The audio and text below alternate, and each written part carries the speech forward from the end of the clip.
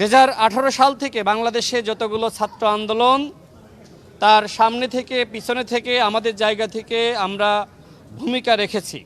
এবং আমি আমার জীবনে এখনো পর্যন্ত বাংলাদেশের বর্তমান মাননীয় প্রধানমন্ত্রী তিনি আমার উপরে অনাস্থা স্থাপন করবেন এরকম কোনো কাজ করি নাই।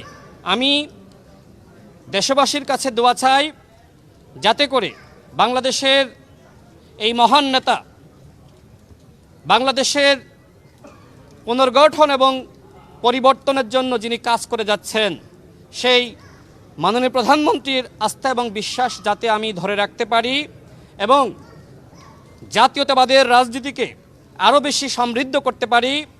যে রাজনৈতিক দায়িত্ব তিনি আমার উপর দিয়েছেন, সেই দায়িত্ব যথাযথভাবে যাতে পালন করতে পারি, এই জন্য আমি দেশবাসীর দোয়া চাই, সহযোগিতা চাই। 24-এর গণঅভ্যুত্থানের মধ্য দিয়ে যে বাংলাদেশ আমরা উপহার পেয়েছি, এই বাংলাদেশ আর কখনোই ফ্যাসিবাদের জাতাকলে পিষ্ট হতে পারে না।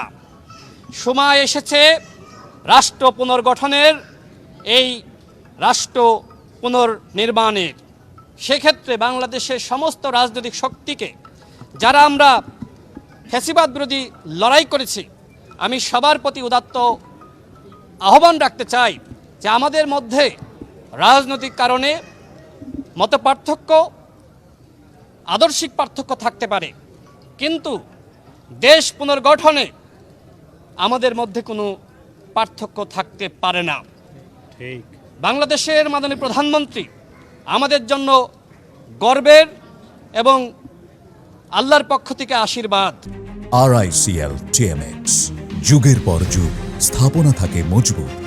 আমি তাকে চিনি, যে কারণেই আমি সবসময় যখনই কেউ তার সমালোচনা করেছে, বিশেষ করে গণঅভ্যুত্থানে বাংলাদেশের মাননীয় প্রধানমন্ত্রীর যে ভূমিকা, তিনি পিছন থেকে যে ভূমিকা রেখেছেন, সামনে থেকে তিনি নির্বাসিত জীবনে ছিলেন, তারপরেও সামাজিক যোগাযোগ মাধ্যম ফেসবুক, ইউটিউবে তার বক্তব্যের দ্বারা অনুপ্রাণিত হয়ে জাতীয়তাবাদের সমস্ত শক্তি, বাংলাদেশপন্থী সমস্ত শক্তি রাজপথে নেমেছিল।